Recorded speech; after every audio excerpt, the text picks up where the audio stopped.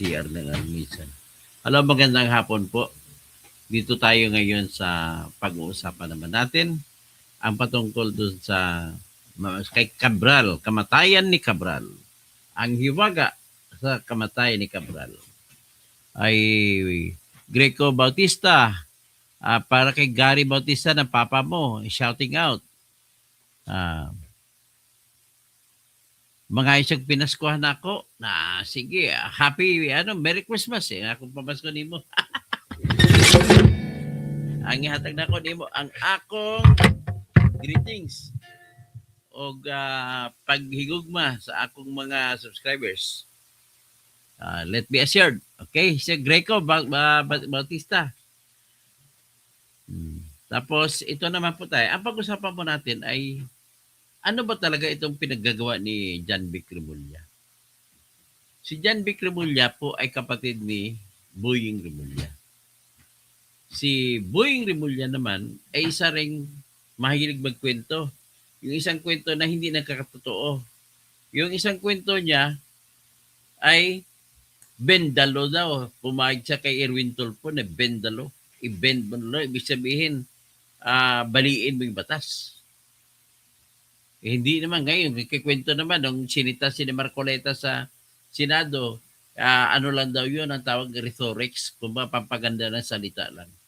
Well, kung ganun mga pampaganda ng salita, I don't believe so na dapat yan sasabihin. Shout out yan kay Hidi Uyaw. Maya Pagat Panapon kay Galaxy. Watching from Singapore. Si Aura Sausa, good afternoon. So Shirley Dalapo from Canada. Si Beritna Spears. Good afternoon, Anthony. Watching from Daet, Camarines Norte. Wow, salamat. Petera Ludino. Merry Christmas from Paris. The City of Love. Si Alex Togas, my daughter. Merry Christmas. Okay? So, Merry Christmas sa lahat. Ang aking pamasko sa inyo ay ibibigyan ko kayo ng impormasyon na itong si John Vic Remulla ay tatakbo raw ng presidente sa 2028. Hindi ko alam kung mananalo o hindi, pero ito lang po ay nagpapatunay at magpapaliwanag kung bakit mahilig siya magkwento ng mga marites. Malipayang nga Pasko para kay Sir Lito Pornias. Halin sa Samar. Paano kaya ma-resolve ang Kongreso ang salot at anay ng bayan? Yan ang tanong ng bayan. Merry Christmas. So ngayon, si John Vic Remulla po ay nagbabanggit na si Cabral ay kumita ng 20 billion. Paano mangyari? Kumita ng 20 billion. Tatlong presidente nagserbisyo si Cabral. Inappoint siya ni DPWH Secretary noon na si Babe Singson sa panahon ni Noynoy Aquino. So sabihin natin na hindi siya kumita kasi stricto si Noynoy Aquino. Ang trabaho niya bilang USIC ng Planning and Services ay gagawa ng mga proyekto na pwedeng pupunduhan para magiging proyekto ng DPWH or Department of Public Works and Highways. Bilang hepe siya ng planning, may mga tao siya na mga engineers. Yung mga engineers na mga tao niya, yun ang actual nagko-compute, nagdo-drawing, nagdidisenyo sa bawat proyekto na gusto gagawin ng departamento. Sabihin na natin, sa panahon ni Noynoy, ay may mga proyekto, mga flood control din. So, ibig sabihin, yung mga inhinyero niya sa kanyang departamento, ang gumagawa pati estimates. Ginagawa. Alam mo ba, bilang civil engineer po ako, paano kami mag-estimate? Una, estimatein ko kung ilang kabilya sa bawat size ng kabilya ang kailanganin. Kukumpitin ko yan. Base sa design. Kukumpitin ko kung ilang bag ng simento ang kailanganin. Kukumpitin ko kung ilang cubic meters ng buhangin ang kailangan at ng bato na kailangan. Lahat yan, kukumpitin ilang hollow block ba ang kailangan. Na alam naman namin na yung isang metro kwadrado ay bumubuo ng ilang hollow block ba yan? Tingnan natin kung ilang hollow block. Ganito na pagsimple. 1 square meters of wall is how many concrete hollow block?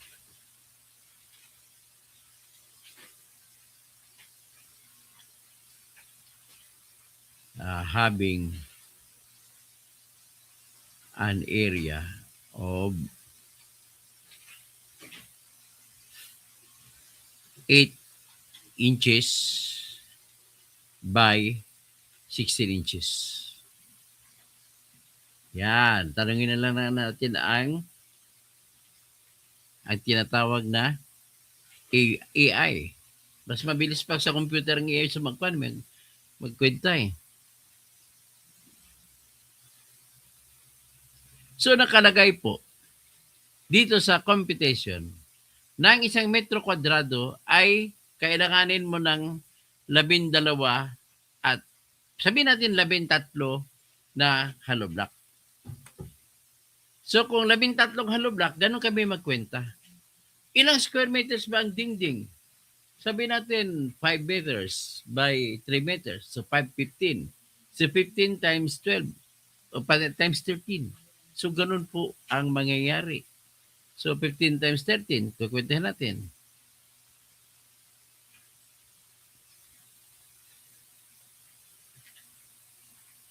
So, ibig sabihin sa 5 meters by 3 meters na dingding, ang kailangan ko na hollow block ay 195 hollow blocks. Ganun kami mag-estimate. So, sa isang hollow block, ilang simento na mortar ang kailanganin ko? Hindi natin nilalagyan ng malalaking bato. Siguro mga bato dyan, kailangan 1 inch lang. 1 inch ang diameter, malaki na yan. At haluan mo ng buhangin. At yan ang simento. Ganun pa kami mag-compute ng detalyado. Yan ang lahat ng mga computation yan. Nakabase yan sa disenyo kung ano ang strength, tinatawag na strength of in terms of pound per square inch, PSI, o di kaya newtons, tinatawag namin newtons sa kailanganin ng wall na gagawin namin. At yung gagawin mo yan na flood control projects, so kung may ilog, ganitong ilog ito, tapos ay may pampang sa kabila, may pampang din sa kabila. So ang tendency namin sa pagdisenyo para simple ay sundin lang namin ang hugis ng pampang. Kasi yan ang natural slope, o tawag namin slope, para hindi masira. So kung magdidisenyo lahat at i-compute namin sa ilalim ng mga departamento ni Cabral. So gagawa kami ngayon. At ang lahat ng yan, titipunin namin, may listahan naman kami kung ano mga ilog sa buong Pilipinas ang gagawin namin. Tapos, para madali, kukontakin ngayon ni Cabral ang mga bawat regional office ng DPWH. May sariling designers naman sila doon. Bibigyan niyo ng tasking na gumawa kayo ng design sa mga ilog ninyo riyan at ipadala niyo sa amin ang disenyo. At kami sa Planning and Services Division ay kukumplitahin namin ang lista ng mga proyekto at ibibigay namin ngayon sa sekretary. Yan ang trabaho ni Cabral. Ibig sabihin po, si Cabral ay tagagawa lamang ng disenyo, tagalista ng disenyo, at taga-total kung magkano gastos. At ibigay ito sa sekretary ng DPWH. At ang sekretary ng DPWH, yun ang mag-aproba kung ano ang gusto ng DPWH na gagawin ng mga construction sa susunod na taon. Pagkatapos niyan, ang proseso kasunod, ibibigay naman ngayon yun sa Department of Budget and Management na alter ego ng presidente. At isasama yan sa mga proyekto ng ibang departamento rin para matapos at kung mabuo na ang lahat, tinatawag nila na expenditure program. Lahat ng expenses na gagawin doon sa loob ng taon. At dahil pang national, tinatawag na National Expenditure Program, kaya tinatawag na NEP. So ipapasa ngayon niya kay Bongbong Marcos. Aprobahan mo na ni Bongbong Marcos. Therefore, lahat ng mga gawain ni Cabral ay hindi tayo sigurado kung aprobahan ng sekretary ng DPWH. At kung aprobado na ng DPWH secretary, may kukunin siya, may dadagdag siya, o buo. Aprobahan niya na. Ibibigay pa siya sa opisina ng DBM. At ang DBM magsasala kung ano ang tatanggalin o meron o may dadagdag pa. Kung may dadagdag, tatawagan nila DPWH. O, dadagdagan mo ba ito? Kaya kulang ito, gusto ni Presidente yung ibang ilog pa malagyan ng proyekto. So, ganun ang gagawin. So, ngayon, pag maipasa na, ma-finalize na ng Department of Budget and Management at pirmado ng Presidente, kung sino man ang Presidente, saka pa lang ilalagay sa tinatawag ko kanina na National Expenditure Program. At iyan po ay nakalibro. Ibibigay ngayon yan sa House of Representatives ng mga congressmen. Ngayon, titingnan na ngayon ng congressmen yan. Aprobahan ba nila o hindi? Yan ang papel nila. Aprobahan ba nila o hindi? Yung ginawa ng DPWH o kung ginawa ni Cabral. Ang ibig sabihin po, kiniklear ko lang dito na hindi pwede mangyari na lahat ng gusto ni Cabral ay aprobado. At kung aprobado, hindi mo pwede ngayon sabihin na si Cabral ang may utak ng lahat ng flood control projects. So mali na naman ito si pagmamarites ni John Vic. Sinabi niya kasi lahat daw ginagawa si Cabral daw kung nag-aaproba ng lahat ng flood control projects. Hindi ko maintindihan kung anong klaseng tao ito si John Vic. Mahilig magkwento na walang alam at mahilig maglagay ng conclusion. Pagmamarites ang tawag diyan. Kasi nakikita ko ng gusto niya mangyari. Palabasin niya na wala si Bongbong kasalanan. Paano ang pipirmahan ni Bongbong kung walang ibang gagawa at kung walang ibang chichikin niya yan. Lahat ng pinirma ni Bongbong, chinicheck niya yan. May sarili din siya mga engineer dyan. May kani-kanyang checking yan eh. Kung inaprobahan ni Bongbong, di pasa, ang mga congressmen, kumukuha rin sila ng sariling engineer. Kaya nga may sarili silang insertion eh, pasok eh. Ginawa ng kanilang sariling engineer disenyo. Kaya pagkatapos ng mga congressmen, aprobado nila yung sa third and final reading, ipasa na naman nila sa Senado. Yung senador naman, ganon din tuso din mga yan. Lahat sila tuso. Ngayon, may mga proyekto doon na tatanggalin. Sabi-sabihin, hindi mo na ngayon makikilala kung may proyekto pa na ginawa doon si Cabral o wala. Kasi nga, marami na naman. May magtatanggal, magdadagdag. So pagkatapos yan, maaprobahan na ng Senado, sigurado ako iba yung resulta ng aprobado ng Senado kaysa aprobado ng House. Magbabaga ngayon, magagalit yung congressman. Bakit yung proyekto ko nilagay dyan na wala? O gano'n din Senado. Hindi, dapat tanggalin yan. Kasi ayaw din ng mga senador, yung proyekto na nilagay nila ay mawala rin. So ngayon, nagbuo ngayon ang tinatawag na Bicameral Conference Committee. Yung bi, ibig sabihin bicameral, dalawang mukha. So dalawang katawan ng Kongreso, yung House at saka Senate. Bicameral Conference Committee, magkikita. Doon na ngayon, kita niyo, nasaksiyan niyo for the first time na nag-live stream ang Bicameral Conference Committee, naglalaban-laban, nagdidebate sila. Di ba ang una nakita natin doon, tinapyasan ng Senado ng kabuuan ng 54 billion ang kontrata ng mga proyekto. Hindi kontrata kundi mga proyekto na ginawa ng House of Representatives. Tapos nagdebate sila. Sabi ng mga House of Representatives, hindi naman pwede na across the board. Lahat bawas ng 54 billion.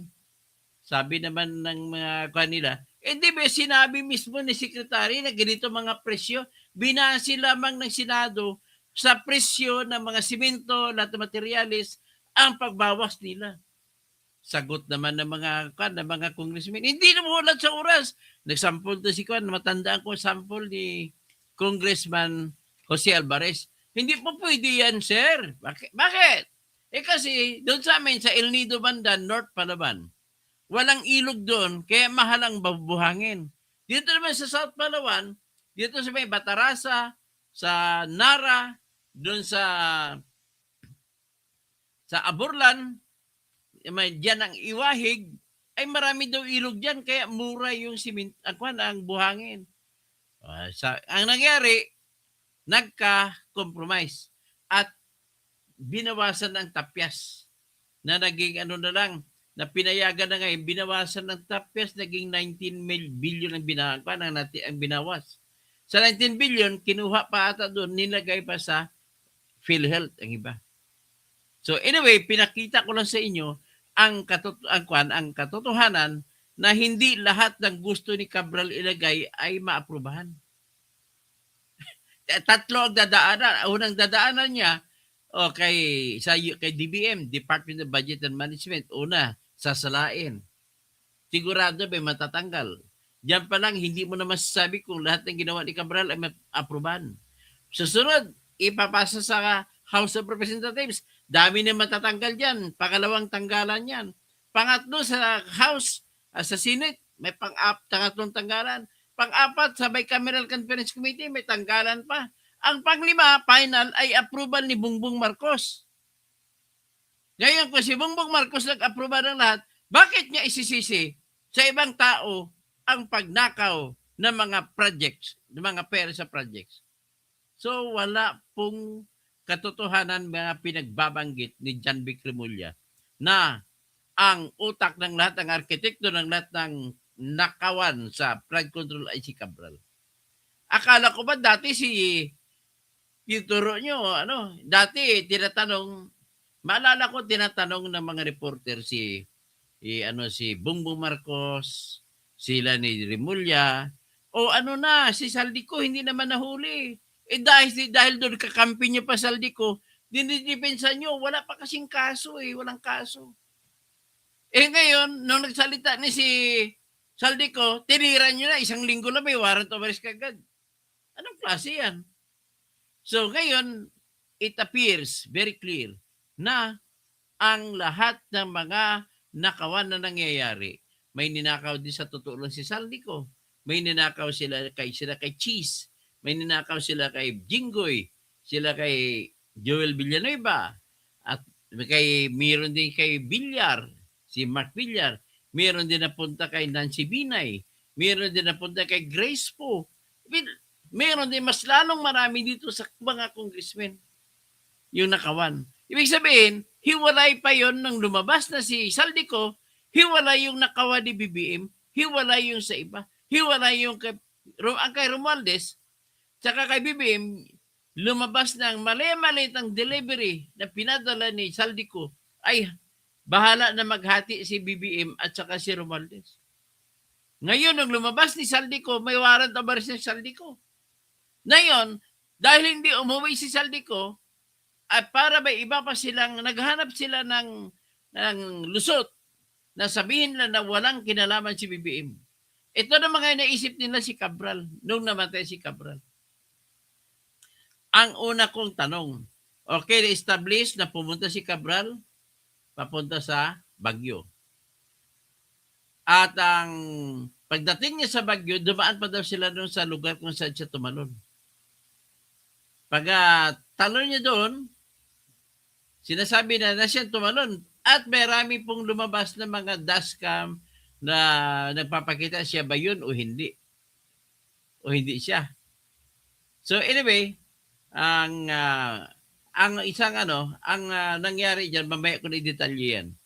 So, nang namatay na si Cabral, nagkwento naman ngayon si John Vic Remulla na 20 billion daw ang nakinita ni Cabral. Base sa kanyang computation, 400 billion daw ang kanyang nagawa na mga na ipasok ng mga flood control projects. So, ang 5% na sa kanya, so 5 times for 20 billion. So ngayon, ang tanong, balikan ko lang kaya, sino ba si Cabral? Sabi ko, sa panahon ni Noynoy, inappoint siya ni Secretary Gabriel Babe Singson. Panahon ni Duterte, andun pa rin siya pa rin ang planning.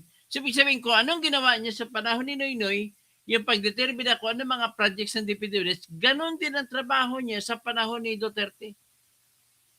At nang pumalit si Marcos kay Duterte, ay andun pa rin si Cabral. Siya pa rin ang planning. This time, may naimbento na sila na bago. Sa panahon ni Bongbong Marcos, meron ang tinatawag na allocable. Ano yung allocable? Ginagawa pala din ng DPWH kayo sa panahon ni Cabral, may hiwa-hiwalay na mga programa, mga construction kada distrito para sa mga congressmen. May hiwalay pa siya na tinatawag na allocable na mga proyekto. Ano yun? Pinagsama-sama ng buong buo. Basta iskada, ang ginagawa niya sa isang departamento, meron silang project. Halimbawa, ito, worth 20 billion.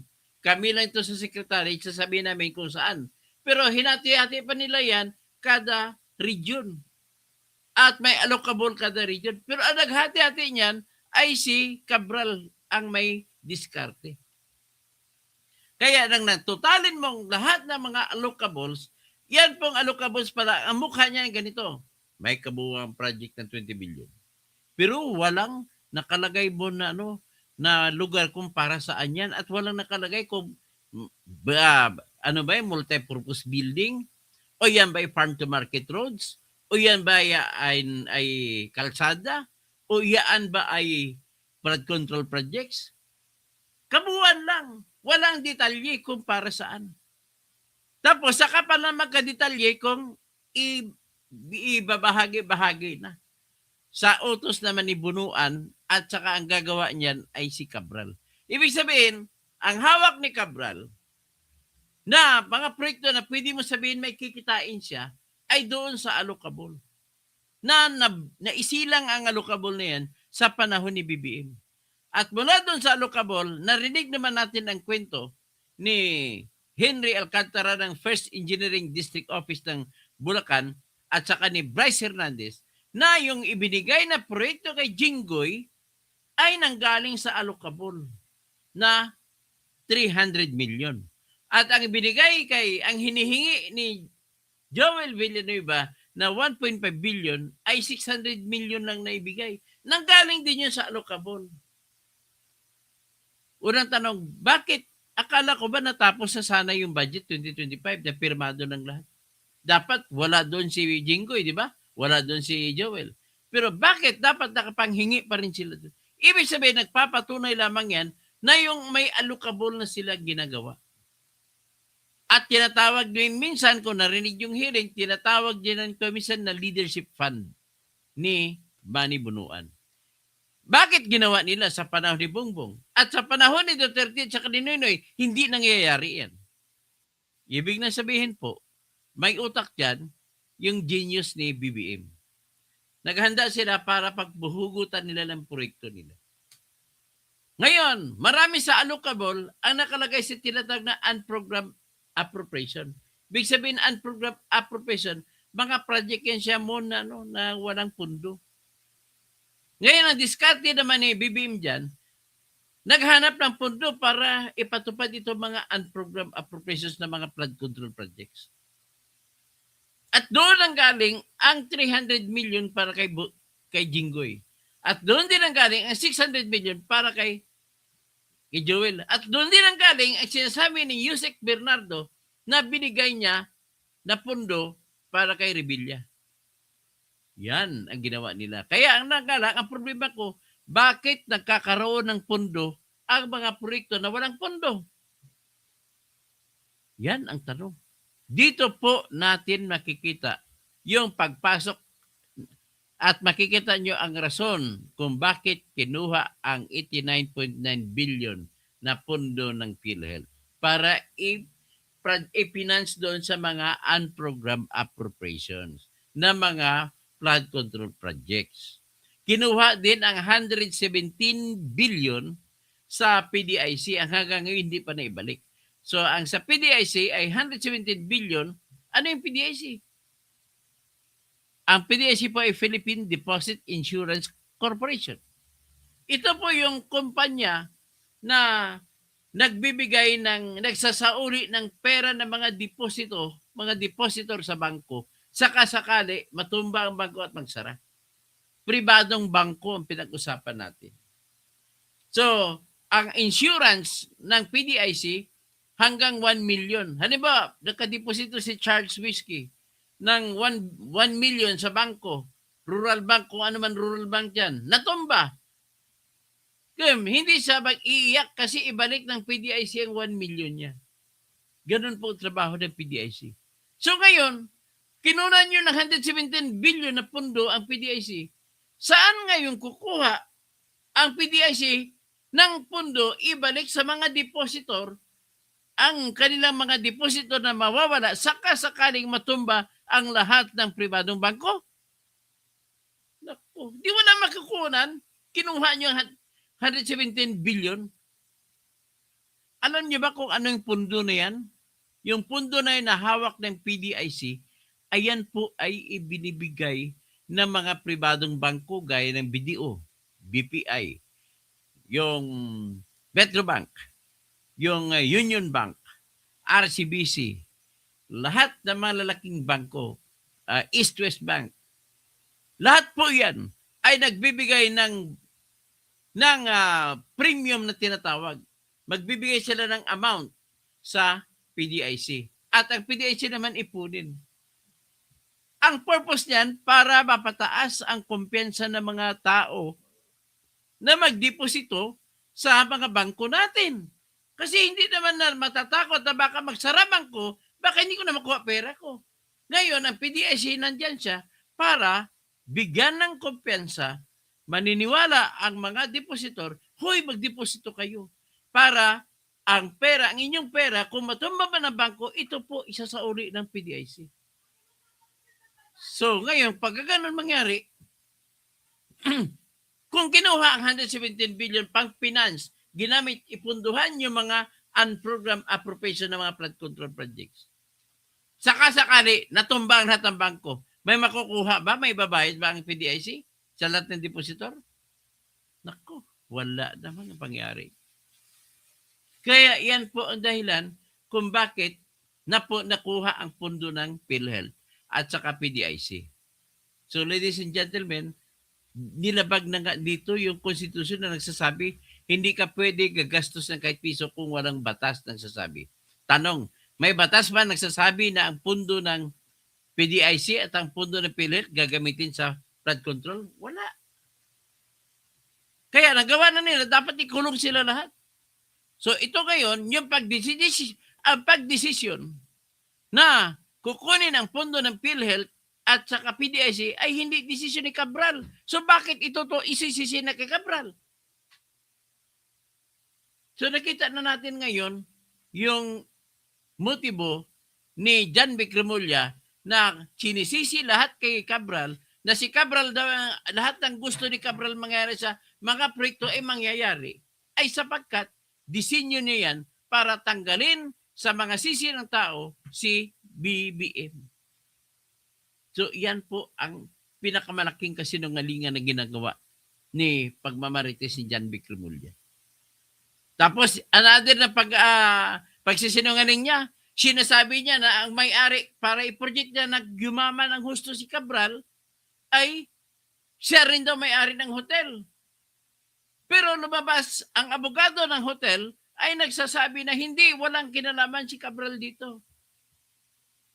Ngayon, kung totoo yung sinasabi ni John Vic, may tanong lang ako, meron bang mayaman na nagpapakamatay?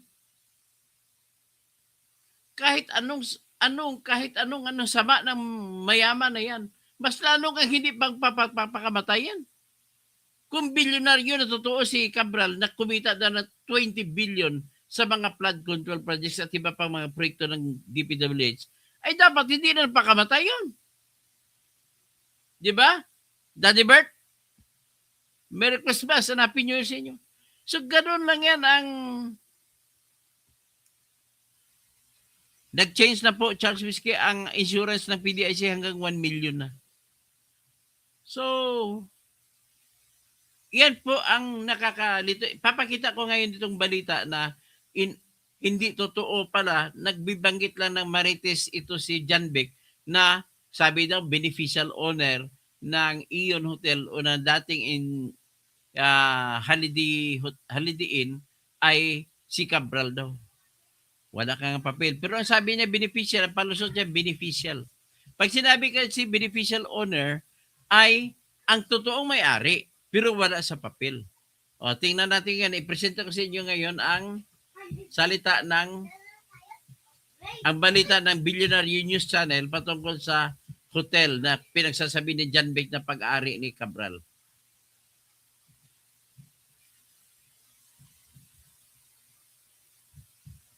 Saan ba yan?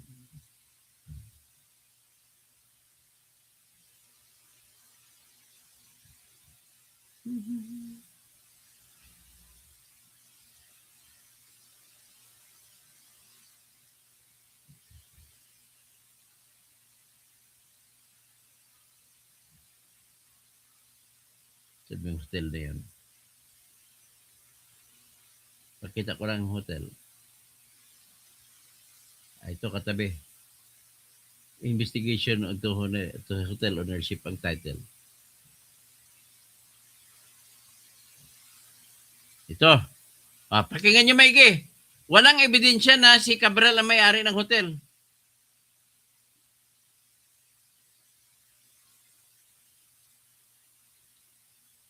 Pakinggan natin ang kwento ni Kwan.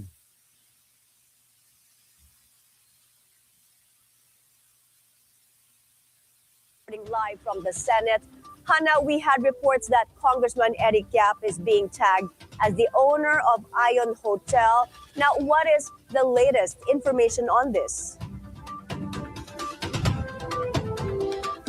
Gusto nila iniling si Congressman Eric Yap ng Benguet ay BFF ni Cabral at si Cabral at saka si Congressman Eric Yap ay magkakotsaba at sila ang may-ari ng Ion Hotel. Wala namang ebidensya. My Billionaire News Channel's deeper look at the Ion Hotel where former DPWH Undersecretary Catalina Cabral stayed before her sudden death in Benguet showed specific names. The hotel is operated by Potiel Resort Management Incorporated in 2022 with a paid-up capital of about 500,000 according to documents obtained by BNC. Grabe nakabili ng hotel ng milyon-milyon. Pero ang kapital ng korporasyon ay 500,000 pesos lang. Grabe. These documents show a certain Ralph Robintan owns 99% of Potiel Resort Management with Rochelle. Lumabas ng may-ari ng hotel ay ang Potiel Resort Management na ang 99% na pag-ari ng Potiel Resort Management ay si Ralph Robintan. At saka Rochelle Joy P. Biernes 1% lang. Sino si Ralph Robintan? Si Ralph Robintan ay BFF ni Eric Yap. At si Ralph Robintan pa ang sampa ng kasong disqualification sa kalaban ni Eric Yap sa pagka-congressman. Kaya ganun ang kanilang kaklose nila sa isa't isa. At nililink si Cabral na bilang ka-BFF ni Eric Yap. Joy P. Viernes listed as the only other shareholder. Another document shows Tan himself signing in an SEC General Information Sheet as Corporate Secretary of Potiel. Tan is a Baguio-based businessman and the owner of Big Boss Cars, a vehicle sales and auto services company according to a source of Billionario.com. It has identified Tan as a political ally of Congressman Eric Yap, including his role in filing a disqualification case against Yap's election rival Erickson Felipe, days before the May elections that Yap won. Interior and Local Government Secretary John Vic Remulla has earlier publicly stated that Cabral may have been formerly the beneficial owner of Ion Hotel. May hablang sabi mo bakit naman bagit-bagit? Wala ka ba pala ebidensya? He also said the property was placed under the name of Cabral's partner and later transferred to a business associate of Eric Yap. Attorney Enrique V. de la Cruz Jr., legal counsel for Ion Hotel. Abogado ng Ion Hotel. Tinatanggi. has denied these claims and said Cabral and Yap were never owners, shareholders, directors, or beneficial owners of the hotel. De la Cruz said reports showing ownership of Cabral and Yap are false and misleading. Fake news ka. Fake news ka. Mr. John Billionaire Vic. News Channel then sought clarification from Secretary Remulla regarding his statement on Ion Hotel, and in a message, Remulla told BNC they have sufficient documents to prove that Cabral was the beneficial owner of Ion Hotel. He Panindigan said pa the rin, property was placed under the name of Cabral's partner and later transferred to a business associate of Yap. Yap is also alleged to be the beneficial owner of the hotel.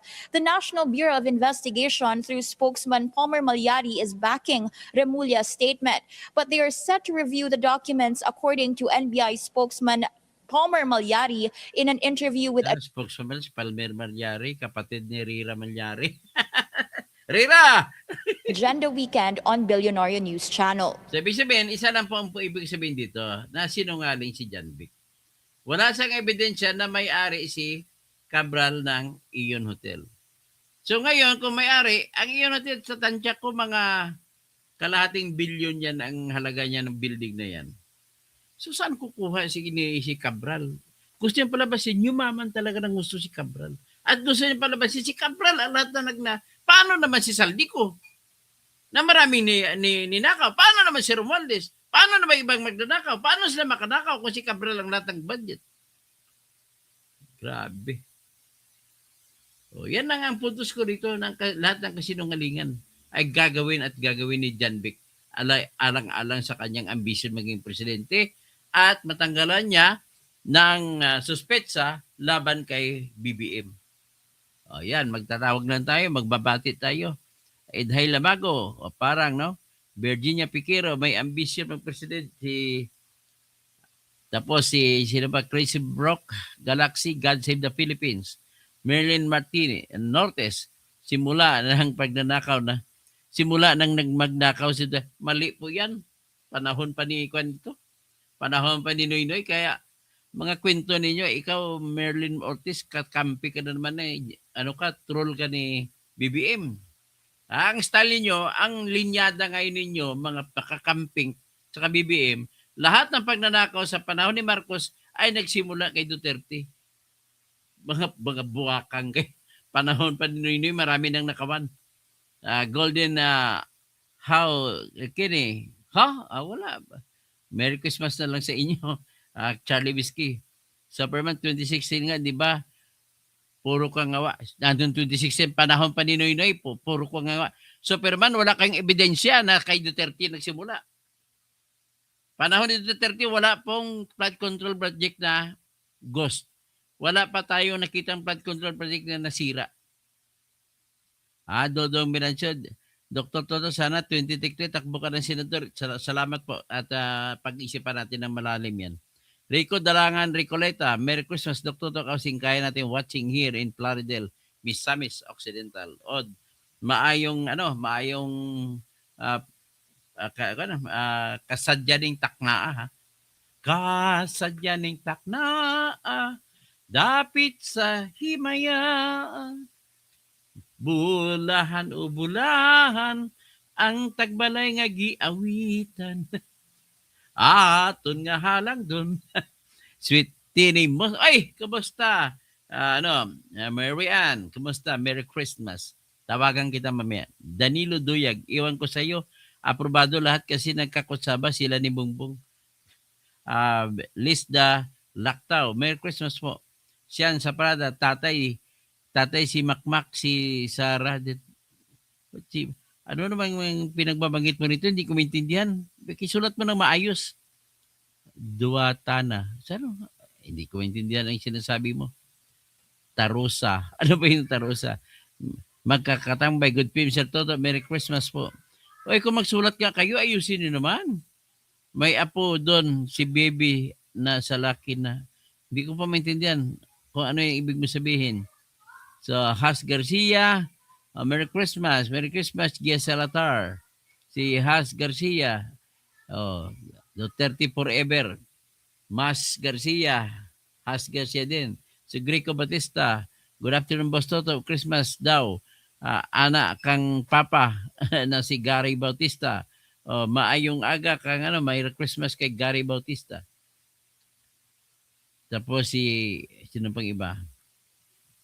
Si Rodi Rabi, Pastor. Si Yasmin Attorney, nakita nyo na po yung inilabas ng Cabral Files ni Kong Libiste. Hindi pa po. Wala pang binalabas pa na kaya hindi pa tayo makapagsalita kung ano ba talaga laman nun. Tatlo po name ni Tambaluslo sa district niya. Ang laki ng budget. Grabe. Rodi Rabi, okay, Black Hat. Celebrate tonight with 500 pesos budget. Okay, mine. Britney Spears, attorney si Ami Kalnia po ako na laging nakinig sa iyo. Oy, Ami, kumusta ka naman, Ami? Kamag-anak mo si attorney Kalnia, kaibigan ko, no? So, Tanta Casino, happy watching. Sir Lito Pornias, malipayon nga Pasko, Doc from Samar. Maayong maupay maupay nga kulop sa mga Samarinyo, sa mga waray-waray. Paano kaya ma-solve ang Kongreso ang lahat? Okay, Bernard Magtibay. Tapos Ara Sausa, good afternoon po. Galaxy, mayap agat panapon. Si Hedi Oyaw. Tapos shout out. Tapos Shirley Dalapo, watching from Canada. Britney Spears, good afternoon. At Todo Housing, watching from Daet. Okay, nabasa ko na yan kanina. So, Alex Togas, sino pa? Si Shirley Dalapo, okay, magandang hapon po sa inyong lahat. Merry Christmas. Merry Christmas, Merry Christmas sa lahat. Si Virgie Piquero, Merry Christmas. Tapos si In Honongo, Goldilocks, Merry Christmas. Rodstair, Merry Christmas. Edwin na Bon, wala na ang mga Disney, sila ang tunay na ay, ikaw naman, lagi mong sinasabi, mga didis po, magbutante yan, hindi magnanakaw yan. Tarantado ka talaga. Okay. Okay, tama. Okay na mag-ambisyon, huwag ka naman magsinungaling.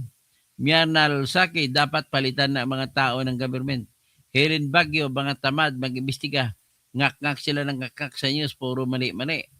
So, Margaret Aquino, Merry Christmas po, sir. Tapos si Rene Garban, walang kwenta talaga yung Janbic na yan. So Mernal Saki, school at hospital dapat nyo paggawa. Danilo Thailand, engineer, doctor, naimbag nga malim kada kayo amin. So Margaret Aquino, Akira Juarez, tapos Merry Christmas. Si Danilo Thailand, si Rene Garban, si Gets Reyes, Merry Christmas. Nile River, BBM Loyes, mahiya naman kayo. Diony Laguador, wala nang maniwala pag kinarga nila ang lahat ng sisi sa mga Duterte. Jurim, Merry Christmas everyone. Benmar Huerto, Chika Persina nagsabi na ang grupo ni Duterte, wag po kayo maniwala dyan, grupo ni Duterte lang magnanakaw. Hindi, wala sinabi ganun, maraming magnanakaw sa kwa ni BBM. Huwag kayo mali-mali naman pagkakuha mo ng context. Benmar, Ben Reclamador, Miss Daisy, Duterte, always good governance. JJJA, Katoto, maupay nga Pasko sa mga waray-waray. Nasa official Facebook na ni Kong Libisti ang listahan. Okay, sige buksan ko mamaya. Efren Infante, okay. Sino pa? Miss Daisy, Merry Christmas to all. Titingnan ko yung page ni Kong Libiste.